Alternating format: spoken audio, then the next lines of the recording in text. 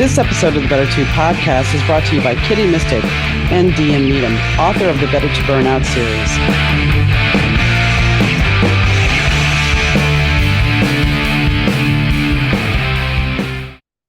Today, I would like to tell you a little bit about one of my favorite places, Synergy Collective, a bohemian lifestyle brand curating wellness for the mind, body, home, and soul. Located in the heart of the Midwest, Rockford, Illinois. Inside the storefront and online, you'll find a beautiful selection of crystals and metaphysical tools, boho apparel and accessories, sustainable home and beauty items, books, candles, and other unique gifts. They also offer a variety of community events, classes, and workshops in their Rockford location, including some select classes that are taught by me. So I invite you to explore the collective at www.shopsynergycollective.com and use code BETTER215 at checkout for 15% off your first online purchase. Welcome to the Better To podcast. I'm your host, DM Needom, and today's guest is Dariann Leigh.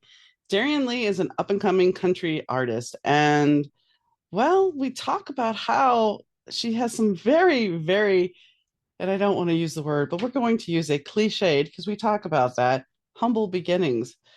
Her town where she grew up in only had 713 people, and she wanted to be a country singer.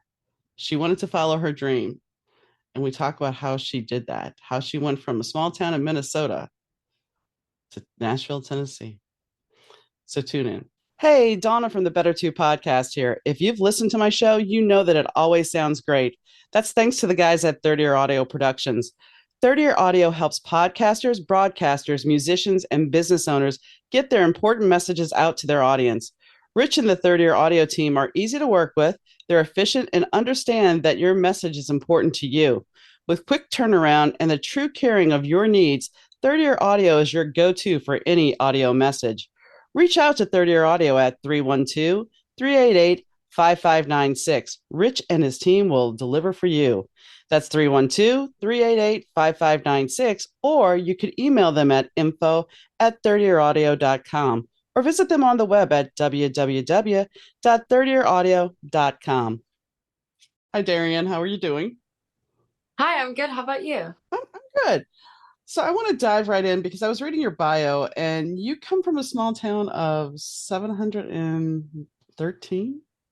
The true definition of a small town. Yeah, like the genuine small town. I mean, I currently live in a town of 9,000 people and still people consider that a small town, but right.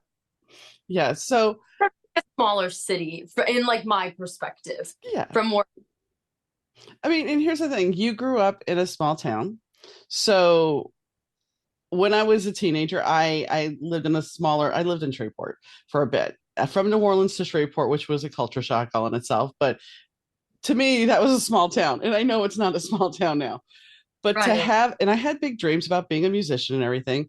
So for you as a little girl, growing up in this small town, I mean, and even being a teenager, how did that really push you to have your dreams and to pursue those dreams? Because it's the whole cliche, no offense, it's the cliche of the small girl needs to get to the big city to have her dreams. It really is. And that's what I was going to say. It's like the tale as old as time. You're in a small town, you want to go to a big city. I think for me, the weird thing is that Nashville feels kind of like a small town, oddly enough, purely because I feel like everyone knows everyone. Now, granted, it is not at all a small town. It is, in fact, growing and flourishing like crazy. But when I came here for the first time, it was so ironic to me how much it felt reminiscent of towns similar to my hometown, where it's not like you're just being eaten by this huge city, like the city is a beast and you're just being eaten by it. Like it feels like you can like genuinely breathe in it, which I think is probably the only reason why I was able to like really make that huge transition, because it is a vast difference from what I grew up with. Oh, I'm sure. And partially, I think the reason it feels more like a small town is because you're part of the industry. Because when I worked in insurance, everybody knew everybody. It's like you're on the phone with somebody else from a different company, like, oh, how are you doing? How do you like the job change? So I get it. It's weird, but it does. And it happens in a lot of industries, whether it be music or the corporate world. If you have enough people that you've been in the industry for a while, you build up that small town family feeling. Exactly. Which is cool. I think it's special. It is. It is. So you decided you were going to make this leap. What did your parents say about this? What did your friends say about this? They're all very supportive, which I feel like if we're talking about like the typical Tale as Old as Time movie, somebody's always going to be begrudging on it, like not the biggest fan of it. I feel like I had the entire opposite experience of that. Everybody that I know has been, they're all very real. Like you're taking a risk. And we all talked about like the pros and cons of moving away from everyone and what that actually means, because it's not just moving here and writing songs and working on music every day. There's things that still happen at home. Like there's still life happening in all places. Everybody has always been so supportive of it though, and I don't know how it would have been to have struggled with people being not supportive of it, because I've had the exact opposite. Well, and as you said, this is what people do not think when about the entertainer, the musician, singer, writer, whatever. You have real life to do. You still have laundry to do. You still have food to cook or go out and get Right. takeout. You still have all these mundane things to do. And sometimes that's a creativity killer because there's no Right. time. Right. So how Which do you is, go ahead? oh, I just said that's so true. I'm sorry. No, no. So how do you balance that out for yourself? I would love to pretend that I'm an expert in balancing it out, but I definitely still struggle from the day to day with just balancing having an actively lived life. Like my apartment's a mess besides what you see behind me right now. Like everything else looks like I'm in and out in the morning and I have zero time to clean at night after making dinner or taking food out, whatever the situation is. So I try my very best. I typically do Sundays off, which I think has been exponentially life changing. Just to have a day where I'm like, no, I'm not going to commit to anything, at least for a set amount of hours. So I'm like, I'm going to just chill and clean up, throw my clothes in the laundry, or at least put my clean clothes in my closet so it's not just living strewn amongst my apartment. I try my very best, but I'm definitely far from perfect. But then you have the whole experience of you've been on tour as a headline, well, not a headliner, but as an opening act.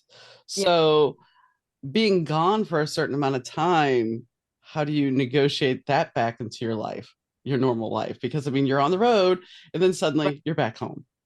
Right. It is such a complete parallel from one another, too, because when you're on the road, you're just living out of your bags. And I almost kind of prefer that because I feel like I'm much more organized when everything is in one small space. It works out really well for me, but it is like you miss your bed, or just like as simple as your sheets on your bed and like your shower and the little things when you're on and on the road.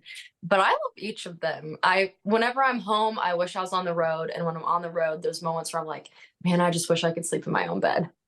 I think there's a lot of musicians that go through that. They want, it's the whole adage of the grass is always greener on the other side. It's Yeah. like you want what somebody else has, but then when you get it, you don't really want it.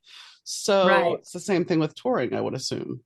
Right. And I love both of them. Like there's fewer things that I love more than writing music and performing music.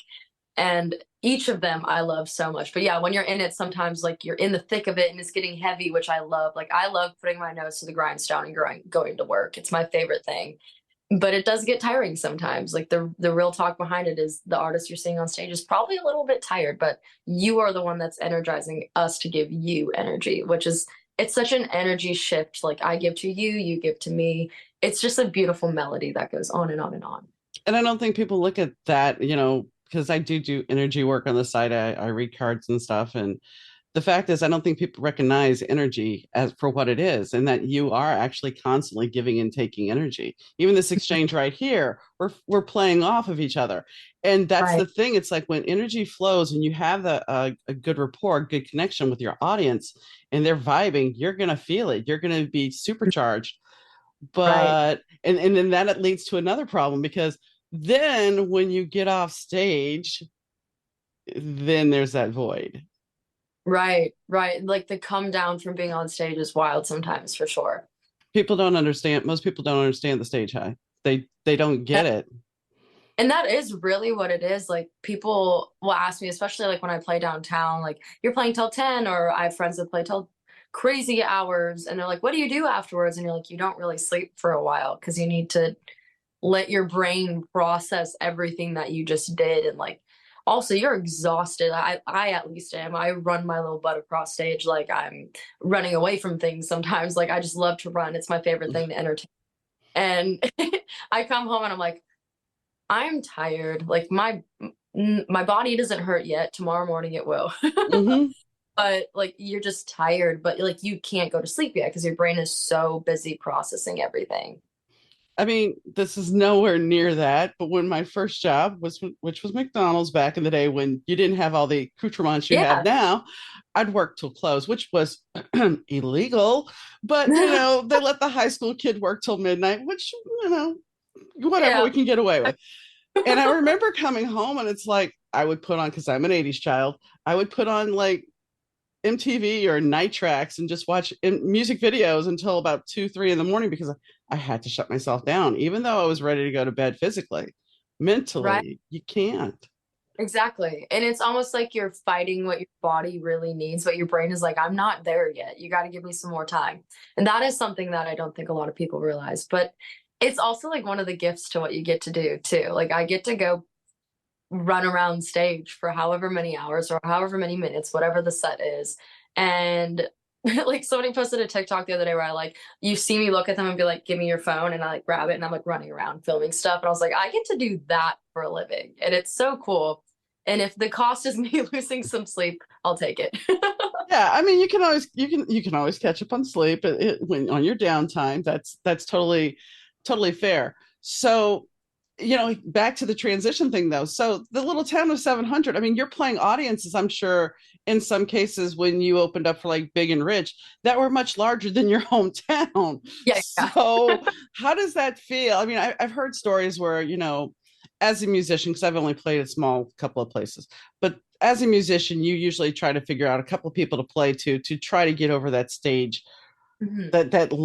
that large, the vastness of the audience. So Right. what is your trick to doing that? I mean, I know you're running around a lot, but you still Right. have that focal point, I'm sure, somewhere in that audience. Yeah. I sometimes feel bad for the person that becomes like my focal point because I'm like, they're probably like, why is she staring, like looking at me so often? And sometimes it's fun, but like, I imagine like if I'm singing a sad song and I'm just like staring at someone, they're probably like, move your eyes just a little bit. But I honestly, it is that like you find your people, but also you find your groups. Like it is wild how you look at an entire sea of people and you can still see their groups and their people, and you can almost differentiate like who are the ones that just became friends just now because they're next to each other and who came with who. And it kind of just becomes this wild like everybody's just living in the moment. So I feel like I go from like people and groups to just like as a whole because it's wild not to. And it's I don't know, the whole process is crazy. I played a festival a handful of years ago that had an outrageously awesome amount of people, and it was the most unreal experience I've ever had in my life. It was wild, and it was honestly really humbling though to be one person as well as your band, like a sole 5, 6 people entertaining a sea of people in front of you. It is wild. I can imagine. And I wanted to say it's pretty amazing that yes, you have to keep track of what you're singing and you're running around, and yet you're still analyzing the audience. That might just be a me thing No, too. it might be, but I can understand that. It's like being in a room full of people and you're having a conversation, but your eyes are going all around. What's going on over there? What's Right. happening there? So I get it. I do. You also had with your song "Leave." You were one of Apple's best country music songs of the year. Which is wild. Yeah, I can It's like imagine. crazy. I don't know what to do with myself when things like that happen because I'm like, you put me on that? Like, of all people, you put me? Yeah, Like, yeah. what happened? Yeah. I had somebody the other day, because I teach classes on the side for writing and stuff, and I had this girl tell me, she's like, "Yeah, you're always so self-confident." And I'm like, "Me? Me? Right. I, Exactly. I must be doing a good job faking it." Right. because I think even as a performer, teacher, performer, whatever, you put on this air that you've got it together, but Right. yet internally sometimes you're like, can I really do this? Because imposter syndrome, I'm sure, sometimes creeps in. For sure. Yeah, absolutely. I know so many people that talk about that too, whether it's to a small degree or something that's really debilitating. It is very real too. And you do put on that air because you're the performer and you're having all this fun. But what I always tell people, it's like I'm showing up to a different form of work and it doesn't feel like work for me because I love what I do. But I'm showing up the same way that you're showing up. You're just seeing me show up and you're seeing my entire process, whereas I don't see your entire process. Like it's very humanizing to make things a little bit less extreme when people think about stuff like that. Like, do you get nervous? And of course you do. It's natural too. But I always tell myself like things are not nearly as deep as I think they are. And I feel like that kind of goes as far as like being in front of people too. Like it's not nearly as deep as other people might assume it is. Like I can be on stage and be super self-conscious about the note I'm about to hit, or how did I just say that? Did I just totally fumble the bag and sound like a goofball when I just said that just now? Like your mind is going a million miles a minute. And I think that's the human experience. And Yeah. we put people that are in the entertainment industry on a different level. But Yeah. truth is, you have a really cool job, but that's you're still a human being. You're still going to have those same foibles that we all do. Right. I mean, I remember so the first time I played bass on stage, um, I played a note in the wrong arpeggio. I knew it. I knew I did it. Nobody else did. Hmm. Nobody, not even my bandmates knew. But yet I Right. was so in my head afterwards that I Yeah. screwed up. And it like eats at you too Mm-hmm. if you for too long. And I think that for me, at least with playing downtown some, has been the most humbling experience because most of the time, what takes a second on stage or feels like minutes to you on stage is really only a second of somebody watching. And it's very humbling to be like, I did this thing though. And they're like, nobody noticed. Or I'm like, we got to move to the next song faster. And it's like, realistically, it's 4 seconds to that person. To us, it feels a little bit longer because you're in that different time zone, honestly, because you're counting time in music, which is very different than how time is running by for everybody living in that moment. Well, and you also have the different experience now too, that Right. people are not necessarily always just in the experience because, as you said a few minutes ago, they have their phone. So what you're doing now is being recorded for however long posterity in some cases. So you're even being forced to make it another level up. I mean, back in Mhm. the day when you went to a concert, you weren't allowed to bring a camera. Of Right. course, yeah, you snuck in a camera, and there was many ways to sneak in a camera, but you weren't supposed to bring one. And Right. now they can't really stop you. Right. So you have to. I guess you always have to be in that mindset that I have to put on this A game. Otherwise, what if somebody catches it? Right. I think it's if there's those off moments, I feel like it makes me more human to other people because then they can see that, like, oh yeah, so she is out of breath. Like right now, sitting there and she went like this. She's definitely out of breath and she's a little bit tired, but then she got up and ran to the other side and it kept going. I think it just makes it human. But there is a lot of unflattering photos of like faces I make when I sing sometimes that people have posted, and I've been like, that's not the best one, but thank you so much. I don't know why people do it either. It's like, I'm doing my best. What did you think? Right. You think I'm going to be perfect all the time? I have to hit Right. this note. My mouth's going to contort. Sorry. And sometimes my eyes are closed, and it's like sometimes we're having so much fun that we got constant stank face going on because everything sounds so good, and you're just like, I can't help it. It's just life. Yeah. And that's the thing. As long as you're genuine, I think that's one of the biggest things as an artist. If you're genuine, people know that. People will see that and they resonate with that. So you write your own songs? Yeah, yeah, Because I mean, I see the guitar in the back, and I'm yes, assuming, and I know some people write their own songs, some people have help writing their songs, and so right. you write your own songs. When did you start playing, and when did you start writing your own material? So I started writing really, really young, well before I even knew what the concept of writing a song was. So starting from such a young age, I then grew into actually learning the structure of what it is to write a song, not just diary entries that I put a melody behind. And I think I was about 13 when I picked up a guitar. I had played piano for quite a while before then and played percussion all throughout high school. And I just kind of felt like it wasn't filling the void of trying to write music. And I had gone to this open mic contest, and this girl was like, the best thing you can do is pick up an instrument. Just pick up a guitar. Just go do it. Don't worry about it. Just pick it up. And so I went and I stole my brother's guitar, and it just went from there.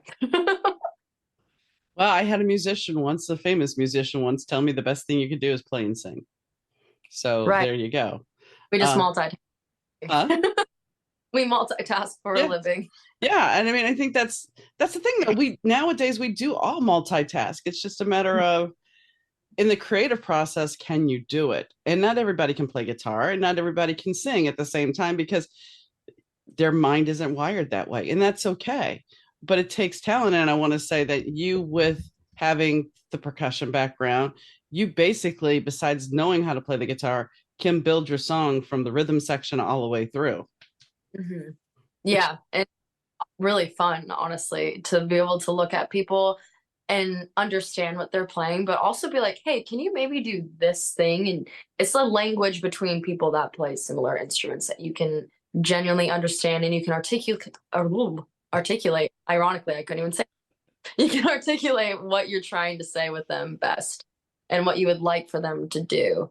And it's perfect. Honestly, I don't really know what compelled me to choose to do percussion all throughout school because it's certainly not the smallest or the lightest instrument to choose to carry around from pet band to whatever else we were asked to do. But something compelled, oh, jeez, something compelled me to do it. it's okay. Sometimes we get tongue tied and, it Or just happens. oh my gosh. Sometimes it just happens. So I want to ask you, what was the inspiration for 10,000 miles? Yeah, that one was my boyfriend who is in the military and he was on a deployment. And I was actually in Nashville. I wrote it in a hotel bathroom. The acoustics are great, by the way. And it was honestly one of those, you hear about them every once in a while, like 15-minute writes, just sat down and poured my heart out because I was missing him. And you feel very alone when you're in those moments. Like nobody else can possibly understand what you're going through. And this is just so hard. And then you open up your eyes a little bit and take your head above the water and you're like, wait, there's a bunch of other people going through this exact same thing. And I'm most definitely not alone. And in releasing the song, I really realized that as well, because I've had so much of a response from it that is people that felt that way, that were also like, wow, I'm actually not alone in this. There is other people in my exact situation or something similar to that feel the same things that I feel. And it was really such a blessing to be able to release it when I did and to have even just written it because it was very therapeutic for me. I always say it was like a diary entry. It's very filled with every ounce of my soul, my body, and my spirit is in that song. And I think that's what makes it so relatable to people is because it is so real and raw. And I think you touched on something there that we all think that we're the only one going through that experience. And I think Yeah. that's, if you go back generationally, you were not told to share those experiences. You were told to keep them bottled up and you were told nobody else knows what you're going through. They don't get it. And that's not necessarily true. I mean, I've been very open. I was fortunate enough when my parents split because I started acting out. I was like 10. My mom's like, oh, well, you're going to a therapist. Okay. So I learned about therapy at a young age and Wow. and I was okay with that. And I'm glad because it was a saving grace. Right. But ultimately, for my mother, she needed therapy and she never got it. So that's a whole different story. But the fact is, if you're open and you're willing to share, you're going to find people that have maybe not the same story, but they'll have Right. similar stories. Because I was talking to somebody the other day and they were sharing about their experience with COVID and how they thought they had lost their senses of smell and taste. And at the same time in 2020, I was going through the loss of my husband. And I said, the things we don't talk about with grief is we think about grief of a loved one. I had a friend Mm. lose her business. It burned down. There's grief of business. There's grief of loss of friendship. There's grief of your life as you knew it. but we don't talk about that. And even Right. even though your boyfriend came back and he's fine, I'm sure, there was still that grief part because we don't discuss it as grief. Missing, Right. we don't, but it's part of grief because part of our heart's missing. Right. That's so true.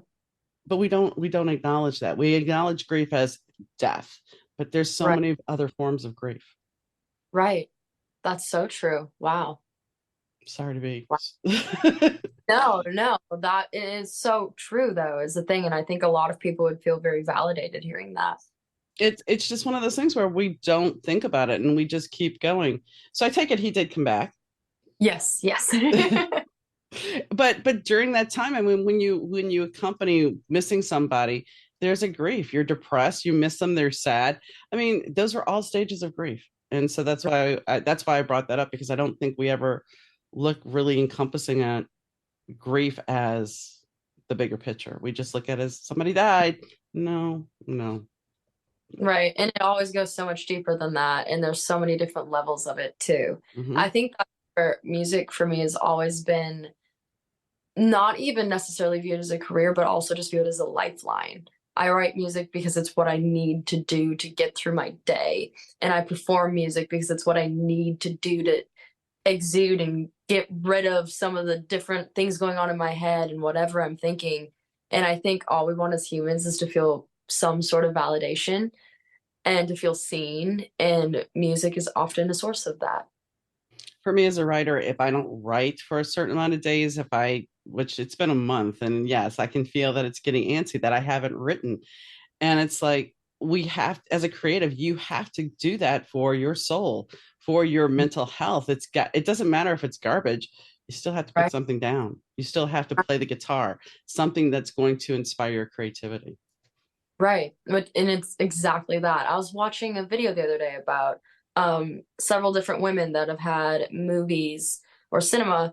They'd had their songs, singles had been in cinemas, like Billie Eilish with the Barbie movie, and the list went on and on and on. And they were talking about that exact same feeling. And I was like, wow, it's really cool to see that from many different scales and different levels, that like as artists, that is what we crave the most, is just to like put pen to paper. And I don't think people realize that because, at a certain point in schools, they're like, well, creativity is not worth anything, but it inspires the mind to think outside that box Mhm. and to give you a different perspective of maybe what's going on in your life. Right. So when we talk about blame it on me, well, where did that come from? That one was actually, I've had the honor of, I've written many of my songs and I've written many songs with other people and I write all the time. But I actually had my producer send me that song. Him and his wife had written it. Their names are Butter, Mark, and Emily Fortney. And they sent it to me and I was like, did you know I was supposed to hear this in this moment? Did something tell you that this song needed to be sent to me right now, outside of the fact that we're trying to choose another single? Like, outside of the obvious, what made you choose that song? And it just felt like an anthem, but it also feels so reminiscent of that 2000s early country era. And everything about it was seriously like, I felt like I wrote it. Like I was a part of it, which I had the honor of being a part of it by putting my heart into what they put their soul into. And it's so cool to be able to release songs that other people have written on too. It's a very different and unique experience that I think sometimes can get overlooked because we always like to hear about the person that wrote the song. But it's also just as special to release somebody else's song too. Oh, it is, because then you're part of a collaboration. It's a continued effort. It gives you an opportunity. Yes, if you heard something snore, that was my dog. Sorry. Uh, but the thing when you collaborate with something, there's other ideas, and once again, we're at that process of we're outside that box. So Mhm. I'm showing my talent differently because it's not going to be the same. Even if you put your voice to it, there's still going to be something slightly different, Right. Exactly. and that's You kind of bring flavor to it. mhm, the magic comes there. It's Right. like there's something different. So if we look at "Let Me Go," you have this song about missing somebody. I think we have "Let Me Go." So where'd that go? Where'd that come from? Right. Let Me Go was very much so a variation of past relationships. So 10,000 Miles was written well after that time frame. But I actually wrote that with one of the writers on Blame It On Me, Emily Fortney, as well as Sky Claire. And we are talking about the ridiculous experiences that we had had with people that we had been in relationships with and how they faced, you either faced being broken up with or they had faced being broken up with. And I talked about an experience that I had had breaking up with someone and very mutually, really, but how it can still get so dirty. Intentions can be as pure as you want them to be, but it's still emotions. And sometimes emotions are heavy and it's a lot. And we had all talked about all of our different experiences with that sort of a relationship and really just molded it all together and created that song, which I still am so proud of. And I love that song. And people still ask to hear it all the time. When I play it, people are screaming it. And I don't know, I feel like that song for me is like a song of the ages. It's a good song. So I want Thank to you. I want to ask, are you planning on, I know you got a couple of dates locally there. Are you planning on going back on tour this summer? Yeah, I have one festival right now that I'm heading up back actually to my hometown. It's called Kicking Up Country. I don't think they've announced who I'm opening for yet. But it's going to be a lot of fun. And And of that, I'm really just writing my brains out right now. so do you have a new record coming out then? I have 4 singles slated for this year, and we're currently writing for next year. I mean, that's the weird thing about the music industry now. It's like some people, they are still working to get the singles out to make a record. And then there's also the whole thought of it's a single generated business now. Yeah, So weird. it is. It is because then you're looking at how do you, when you start with your award season, is record of the year eventually going to go away or album of the Right. year, you know? I think for people that want to do singles, it's like the best time to do it. But I still think there's a lot of appreciation for an album. Like, there's nothing I want more than my favorite artists to drop albums that I can listen to top to bottom, experience the entire thing, and then play it whenever I feel like afterwards and just listen to the entire thing and cycle through and backwards. And I still think there's a lot of appreciation for albums. I think it's just harder. Like for me right now as an independent artist, it's hard to do an album purely because there's a lot that goes into it. And singles are they're more dialed back than an album. But I'm wanting to do an album at some point. It's just a matter of when. Well, and the thing, like you said, it's easier to do singles because a single only takes X number of amount of studio time, X number of Mhm. production costs. And just like being a writer, people do not think about how much money goes into what you're doing versus the payback of Right, what Spotify or Kindle is going to pay you. right, They don't think right. about that. Not always as much as we like it to be, but I mean, you could have a million plays, but that doesn't mean you're a millionaire. no. One of my friends put something up there. They're like, I hit this many streams, I can go buy like this at the Target in the dollar aisle. Like, Mhm. no, Yeah, for Kindle pages, I don't know what the current amount, but I think last year it was like 0.0006.3 or 63, and it was like per page read. I'm like, right, why would I even bother doing that? right. But It's and crazy town. it is, but and that's the thing. I don't. Once again, we have people that don't know the industry, don't understand that. Well, you're popular. You're making money, aren't you? You've got Right. songs that are streaming and they're popular. I remember working in radio, and the only time there was one week in a year where we had to list everything we played because then the artist would get paid. Hmm. And I don't nobody knows about that. Nobody, I mean, this is back in the 90s, but nobody knew about that. I didn't know about this. They're like, okay, this weekend you have to write down everything you play because we have to send it into the companies so the artists can get paid, the songwriters. And I'm like, okay, I didn't realize, but yeah, It, apparently that was the way it was working back then. I was just like, fair enough. I was old. Absolutely. Because we don't think about those things. We don't, none of us think about that thing. And why do we have ads running into our streaming services now because they need the revenue to keep making more content and blah blah blah blah blah. Right. It's true. So, what is your biggest desire as an artist? What would be your dream gig? Oh my gosh. I dream to play the Opry. And in the capacity where like you're invited and it's the whole entire thing. I did a tour years ago and refused to step in the circle, and the photographer that they have on the tours is like, just do it. And I was like, no, no, no, no, no. Like that's Sacred ground. an exactly, that's an experience for that time, not for me just like wandering around Nashville to be like, oh cool, I did it. Like that doesn't mean anything. I mean, it's meaningful, but it doesn't mean nearly as much. Doing that would really just make my entire life, honestly. Have you played the Bluebird? I haven't, but I also really want to do that. There's just a list. I could go on for hours. Okay, so artists that you would collaborate with, that would be your dream artist. Oh, I love Carly Pierce, and her recent single is incredible. I got to see her perform it the day after it came out, and it was so beautiful. I also love Kelsey Ballerini. I'd love to do something with really nearly everybody in country music, it feels like. I also have people that I love to listen to that are not in country music, like Louis Capaldi, I think is incredible. And his voice is so emotional that if I had the opportunity to work with him, I think it would be the most magical thing I could ever experience. That's another thing that I could go on and on and on and on about. But that's the thing. You have all these ideas of who you might get to work with, and the fact is, by putting it out there, you never know what happens. You never know how it might blossom into something.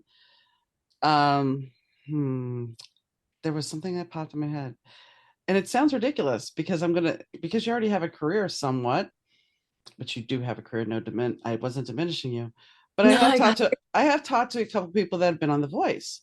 So have you ever thought about doing something like that? And I know the bad side of The Voice and that stuff, but have you ever thought about it as getting your name out there? yeah, I've auditioned for Idol, and then I've also been chosen by The Voice to do auditions at different times. And some of them have advanced to further steps, but it's not gone all of the way. Now it's been a little while since I've done it, and I think I'm much more established now. I think there's a lot of appreciation for stuff like that, especially for the exposure that it allows you to get, and the amount of people it puts you in front of. I'm not against it. I'm kind of right now just in the middle of trying to really establish my new sound and what I'm doing, but I would never say never. There was a show called Rockstar in Excess, and there was a guy who actually the only reason he auditioned and got on the show was because he had a band called the Swinging Love Hammers. And yes, I know. And he only did it because he wanted to get the exposure. He did not want to win. So I mean, that's the thing about it. It's like even if you don't win it, it gets you out there. And that's why I brought it up, because I know some people that I've interviewed before have been on the show. Right. And like I said, I've heard the good and the bad, and that's with anything. That's Yeah. with anything. Everything is can be viewed very much so with like comparing, contrasting, and double-edged sword situations. I agree with you. That's with everything. I mean, and let's be honest, Hollywood tends to have a little smoke and mirrors game. You're not getting the full picture of everything, and that's the entertainment industry. It's always been like that. And as Right. long as you go into it knowing that with your eyes wide open, you're safe. Right. It's true. I mean, I know, and there's so many different shows now because there's also, well, not X Factor, whatever it is now. I don't even remember. I don't watch it. Yeah, So so many of them actually. I know. Oh, America's Got Talent. That's what it is. America's Got Talent. So yeah, I mean, there's other avenues, but I don't think with your talent you're going to need that. It's just a way to get free publicity. That is true. So, what is the next single coming out? We have this one slated for here this quarter. Okay. The first one, which I'm really excited about. We're getting everything fit for it right now. So most likely, actually, it'll be out by the time this airs, because I think this airs in May. So it'll be out by then. If anything, close to. Yeah. So that's a good thing. That's good. Do you have a title? Yeah, so the first one is called Bury Me on Broadway. Okay. Very female take on Morgan Wallen, Okay. which is exciting. So did you write that one or is this a collab? I wrote this one with my friends Lenny Pay, AJ Gacio, Tom Tippin, and Tiffany Goss, they're some of my most favorite humans. They're incredible. Awesome. So when you tour, are you planning on just being a headline for a couple of festivals, or is this going to be a little bit bigger tour for you? Or are you going to bounce a couple of tours? Yeah, I think right now it's just a lot of opening up acts for festivals, and I'm kind of looking into different tours that we can start doing here this next coming up into the fall and next year, especially after getting all of this music out this year. I think it'll make a lot of sense. So there's a lot in the works. Some of it is kind of all over the place. It's still in that like trying to just figure out how we want to navigate it area. And I don't think people think about how much work goes into planning a tour. They just look at it, oh, everything's going to be fine. No, there's contracts. There's then Right. the contracts with the venue. Then it's a festival. It's just yeah, I Right. get it. It is a lot. And I've had my head down for a little bit, just writing music and kind of plan for it to be that way here throughout this summer, just really nose to the grindstone writing away. So I guess time will tell. Well, and then by next year you'll have more songs out, and if you have a big catalog, then you have a lot to choose from, and and you can keep building your fans. How how much does social media matter to you? Oh, I think it's huge. I think, especially in today's world, the access that you have via your phone is crazy, sometimes scary, but it is very crazy. And it is such a necessary tool at this point to use to your best advantage. What is the craziest thing a fan has ever said or done to you? Oh, this goes in so many different ways. um, Geez, I get a lot of weird DMs. I get a lot of weird DMs. Hmm. Sometimes there's like there's occasionally little hate comments which are honestly for the most part really funny because they're literally ridiculous. And sometimes it's like weird messages, and I get a lot of spam messages as well, which I can't figure out how to get rid of, but I'll delete them and get like 20 more in the exact same day. And I'm like, I don't understand how this is happening right now. But um, the weirdest encounter I've had is being in a bathroom, like going to the bathroom stall door closed, and this girl knew I was in there and was like waiting outside of the stall door for me to come out. And like told her spouse that I was in the bathroom and she was waiting to get a picture. And he was like, "Don't do it." And she's like, "I need to get a picture." And she's like waiting literally outside of the stall. And we all know how girls' stalls are. It's like you can see through the door. So I'm sitting there like trying not to make eye contact, literally stuff up, like come out, open it. And I was like, because it literally was the photo right then. And I was like, that was really wild. I mean, she could have waited outside the bathroom to give you, Right. Or like let me wash my hands yeah, even. Like yeah, nothing. something. She was very, very sweet, but it was very, very weird Yeah. and just absurd. I mean, I've heard some weird stories. I had a gentleman on that had worked with somebody well known, and they had asked him, they're like, so what does he smell like? And I'm like, Oh yeah. what? That's huge with male artists. People want to know what they smell like. I get that question sometimes too. Uh, but I've been around this person that he was being asked about, and I'm like, I don't even remember what he smelled like. It didn't matter to Right. me. It just. Right. And then there was People the. Go ahead. people ask that when I'll be at like industry events and they'll see that I've met someone, they'll be like, "What did they smell like?" And I'm like, I wasn't like standing next. I'm not gonna be. There was a Charlie's Angel movie with Crispin Glover who would like smell hair like. Right. No. Like, yo, what cologne are you wearing? Like, what? There's a it's some guys wrote in his bio that there was a fan that came up to him and said, I got your cold. And he's like, what? She goes, you did a press conference last time you were here and you were blowing your nose. And so I stole your Kleenex out of the trash can. And then yes, No, yes, yes. I can't do that. That's too much. I remember back in the 90s, I saw on eBay somebody had nicked Johnny Depp's cigarette butts and they were selling for like $700. And I'm like, and they had a Crazy. certificate of authenticity, which was basically him in another picture holding the pack of cigarettes. I'm like, firstly, here's my question. What are you going to do with the cigarettes? Are you Right. going to put them to your lips and act like you're what? Why? I don't know. Whatever fits your fancy, I guess. Not I'm Yes. Not judging, just questioning. right. We just have questions. Some big questions unanswered, but still, Right.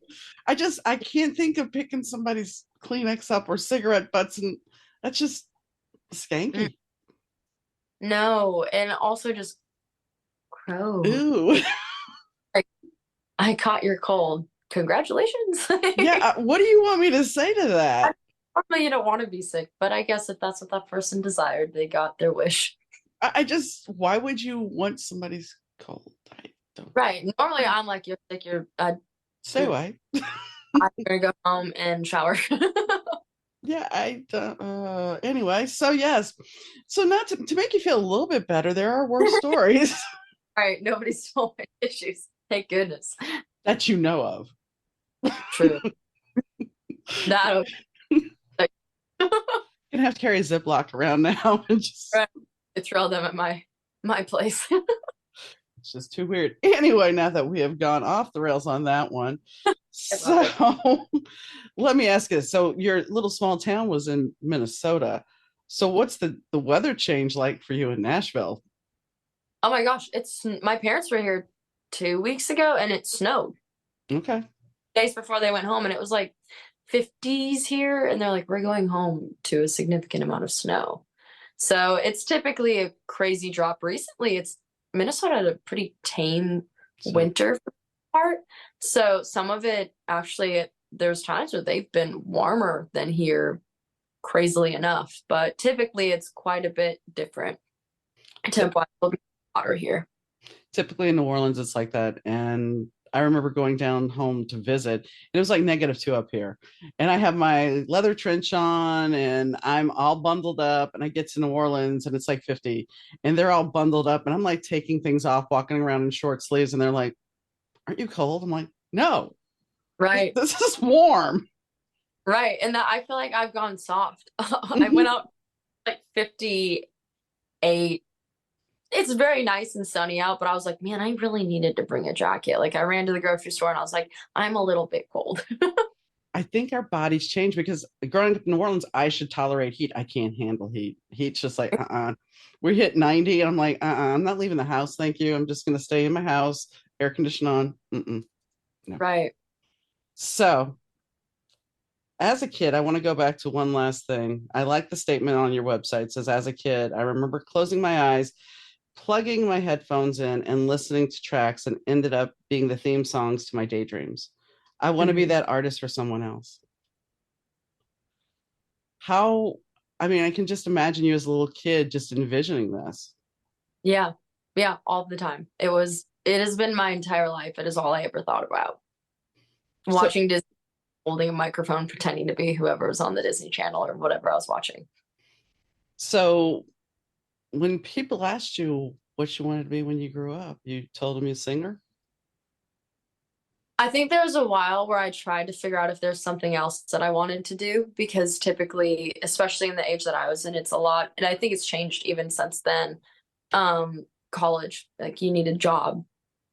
Yeah. And I did go for a while and I left. I was there for a semester and I was like, this is not what I want to do. You know, you're oftentimes people ask you to get like a backup and not ask you, but they'll tell you you should, and you'll feel kind of like you have to. Like if you don't do the backup, then you have nothing and you're just gonna ride out life and you're not gonna have anything substantial.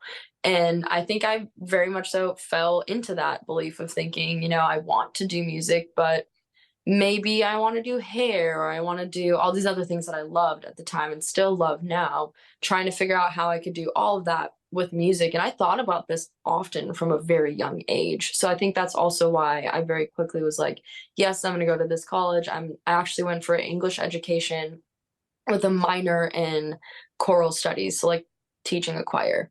And I was there for a semester and I was like, this isn't what I'm wanting to do. I played 30 shows or something like that in the month of December while also taking all of my finals. And I was like, this isn't it. No. This is not the life that I'm trying to live. I'm not trying to go to school for 4 years and get a degree that I don't intend on using. So you're paying all this money for something you don't really want and not do what I'm actually wanting to do. And I feel like I genuinely needed that semester to really come to that realization, which is unfortunate for my wallet, but it was necessary.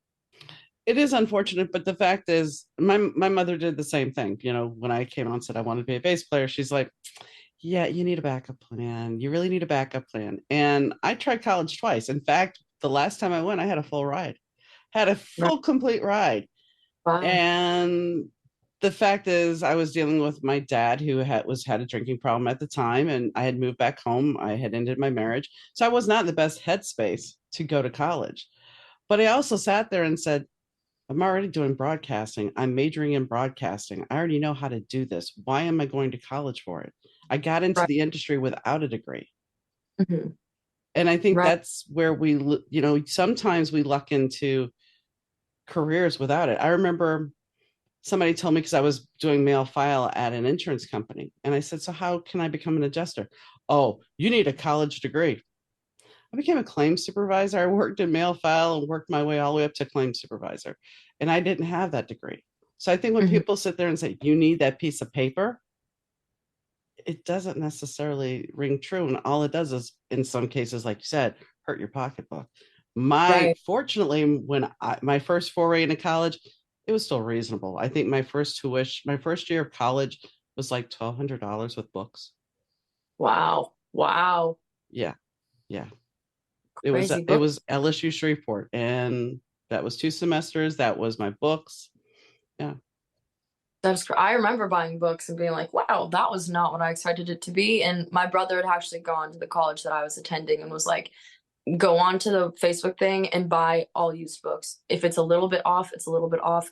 You might suffer a little bit, but it's going to be so much more worth your money and not buying so much more for nearly the exact same thing. And I honestly enjoyed education. I do. I love being taught things, but I think life and being an adult is consistently being taught and teaching. Like Mhm. living is to learn and to teach.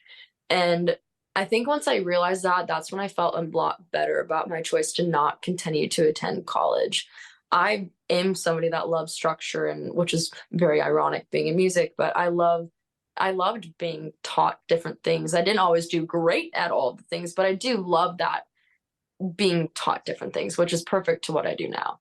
But you said music and structure. The thing is, there is structure because if you're on the road, you have certain times you have to report to Right. the gig. You Right. have certain times you have to be somewhere to do a photo call or a radio interview. So, Right. really, as much as you think it's not structured, there's a There's lot of some chaos. Yeah, yeah, for sure. it's maybe, yeah, it may be chaotic structure, Right. but there's still structure. I think for me, the idea of like a 4 year knowing what classes I needed to take and what that would lead to, and a degree is supposed to get you a job and all these things was what really made me think that that was the best thing. But then I was like, I'd be going to a job that I don't even want. Like I'd be going in, and I don't want to be bitter and hellsworn trying to teach people because then you're just giving them negative life experiences and nobody needs that.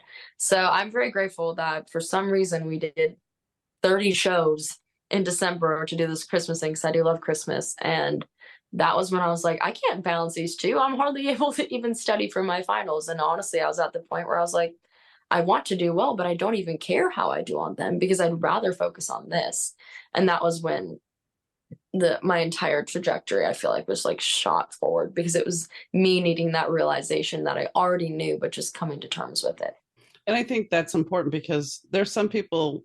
When I was the receptionist at an insurance company, I worked with a girl who had a college degree, and Right. she was not, she's a file clerk. And my favorite one was when I was working at insurance, I had a guy who had just graduated law school, and I was his boss until he passed the bar, and then he got moved to a different unit. But I was just kind of like, how I'm not qualified to be his boss, but I was. And it's just one of those things where that piece of paper doesn't necessarily always equate to what we think it does, what we've been Right. sold it does. Right. And I'm all for, if you want to do school. And if you Mm-hmm. want to live whatever way, like that's perfect as long as you're cool with it. And it is weird though how like sometimes you do need that and then you find out later you didn't.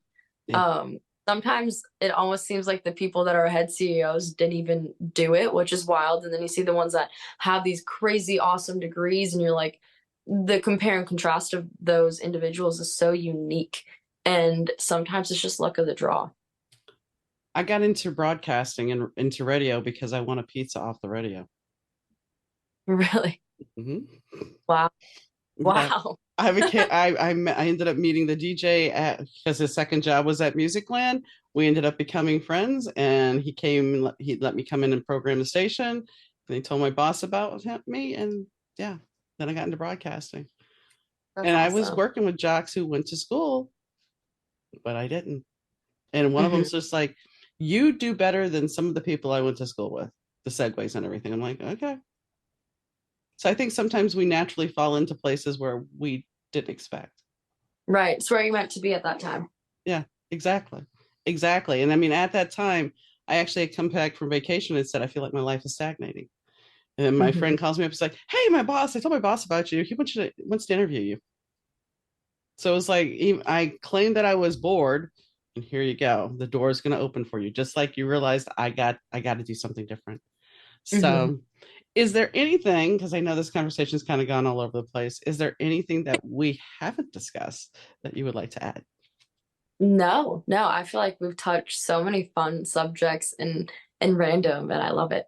Good, good. Well, I wish you great success on your tour this summer and the singles that are coming. Thank you so much. Thanks for coming on.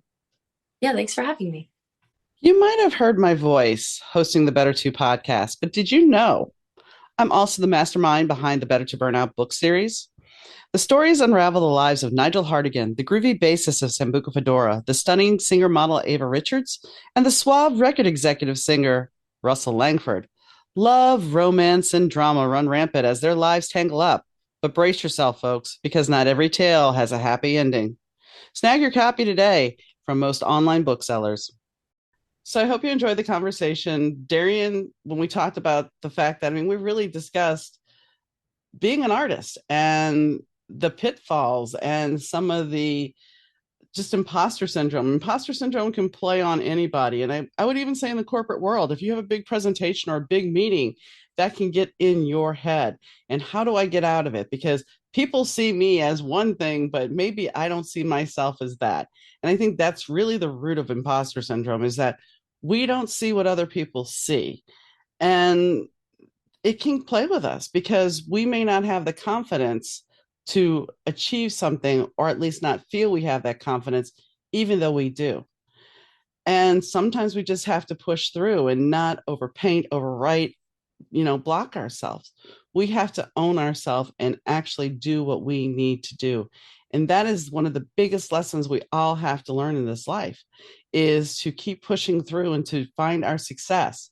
Now, as we were talking near the end, if college is for you, then do it. If you have a career path in college and it's going to make you be the person you want to be, then do it.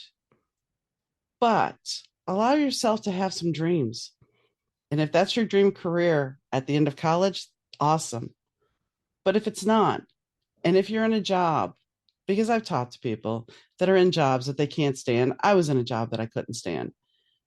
If you're in a position like that, you have to do something to compensate. And we talked about that there are days where she has to write. And yes, there are days where I have to write. And right now I am so distracted that I have not had that chance. But if we are allowed that chance to be creative, to be open, to own our creativity, it ends up allowing us to explore life in a totally different way. It allows us to release that creative energy that's all built up and to find freedom. So I hope you check out Darian's new music. It should be dropping shortly if it's not already out, because we were talking about when this airs, and we're recording this in March, but it'll be out in May. And normally I don't say that, but yes, this is a little time difference because, yes, as I've talked about before, I'm going to be in the midst of a move. So I need to get as many episodes when my little studio closes and keep the podcast going for you guys. So there may be some time delays, but check her music out. She's got some really good songs. And I think it's definitely important to support smaller artists because this is her dream. And having the support of others is a great gift. So, on that note, and I thank you for supporting the podcast as well. On that note, as always, I'd like to thank Rich Zai of Third Year Audio Productions for the sound. I'd like to thank Fast Susie for the music. And, well, I'd like to thank you guys for listening, for tuning in and being supportive. And if you want, leave a review. If you really like the show, leave a review and tell your friends because I'd love to grow the podcast. So, let us know what you like. Let us know if you missed the old format. Is this season working for you? Do you like the stories with the musicians and the actors and, singers and writers? Or do you want to go back and have some more other stories put in here? Because I might turn it back a little bit into doing the podcast with those other stories. Maybe not as often, but if you miss them, maybe I'll bring them back. Just let me know. So on that note, I hope whenever you're listening to this, I hope you have a wonderful day, evening, night, and a great weekend. And I'll catch you next time, guys. Bye.